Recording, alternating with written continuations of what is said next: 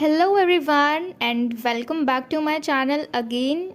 I am Subhadra as you know, and today in this video we are going to discuss a beautiful poem written by Sir Thomas Wyatt named Who Listed to Hunt. So I am very excited to make this video on this topic. So let's begin this video with the introduction to the poet, means Sir Thomas Wyatt. Sir Thomas Wyatt. He was a 16th century English politician, ambassador, as well as lyric poet credited with introducing the sonnet to English literature. वो 16th century के English politician थे, ambassador भी थे, and he was born in Allington, means United Kingdom, in 1503, and he died in 11th of October 1542. Okay, so Whoso Listed to Hunt is a Petrarchan sonnet written by Sir Thomas Wyatt, and this is basically a translation of Francisco Petrarchan's sonnet 190. ये जो poem है हमारी Whoso Listed to Hunt, ये एक Francisco पेट्रार्कन्स का sonnet है 190 sonnet, जो कि ट्रांसलेशन है. उन्होंने फ्रांसिस्को के पोएम को ट्रांसलेट किया है और यही पोएम आज हम पढ़ने वाले हैं. And sonnet means a kind of a song, and in easy language we can say it a poem. So this is a poem translated by Sir Thomas Wyatt. Alright, so we are going to discuss this poem line by line in this poem.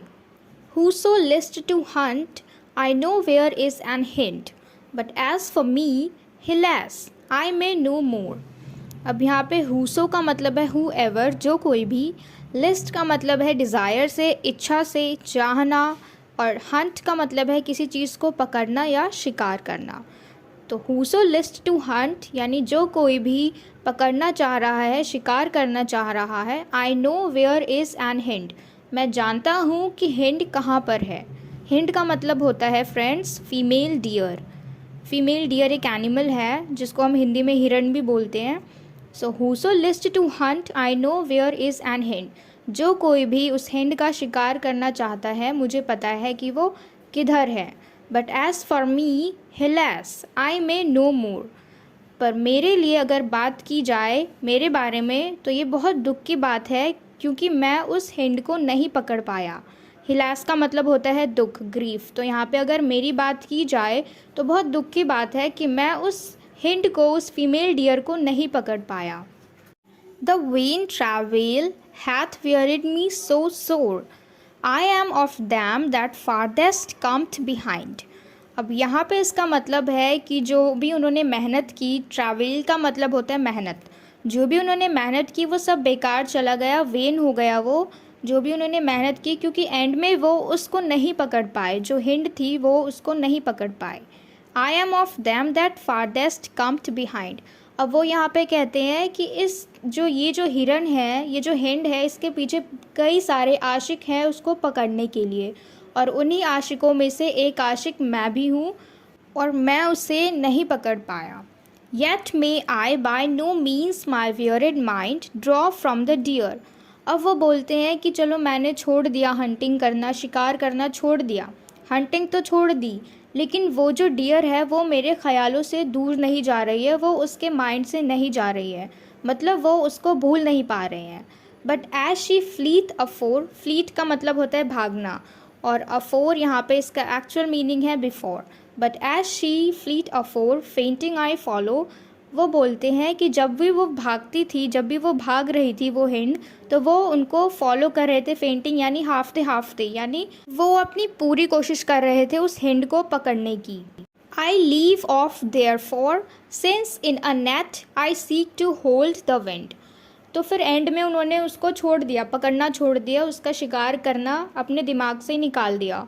और अब वो कहते हैं कि उसका शिकार करना ऐसा है जैसे कि किसी जाले में, किसी नेट में हवा को पकड़ना.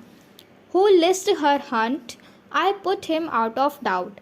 अब वो यहाँ कहते हैं कि जो कोई भी उसका शिकार करना चाहता है, उसको पकड़ना चाहता है, मैं उसको इस शक से निकाल देना चाहता हूँ, इस डाउट से निकाल देना चाहता हूँ.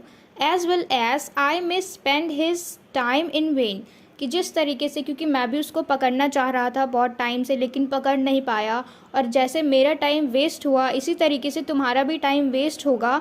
तो मैं तुम्हें इस डाउट से निकाल देना चाहता हूँ कि अगर तुम पकड़ने जा रहे हो उसको तो तुम भी उसे नहीं पकड़ पाओगे, मेरी ही तरह तुम्हारा भी टाइम वेस्ट होगा। And graven with diamonds in letters plain, there is written her fair neck round about. Noli me tanger, for Caesar's I am. तो अब इसका मतलब है कि जो वो हिंड थी उसके गले में एक पट्टा था जिसको हम कह सकते हैं बेल्ट टाइप कुछ लगा हुआ था, कॉलर टाइप, और उस पर लिखा हुआ था Nooli me टेंगर for Caesar's I M. इसका मतलब है अब कोई भी जानवर होता है उसका पट्टा लगा होता है तो हम समझ जाते हैं कि वो पालतू है। तो इसलिए जो सर थॉमस वाइट हैं उन्होंने भी उस हिंड के गले में उस कॉलर को देखा, डायमंड का कॉलर था वो, और उस पर लिखा हुआ था नोली मी टेंगर। तो वो ये देख के पहचान गए थे कि वो कोई ऐसा ही नहीं है, मतलब बाहर वाला जंगली नहीं है, उसको कोई पालता है, वो पालतू है, और उस पर लिखा हुआ था नोली मी टेंगर।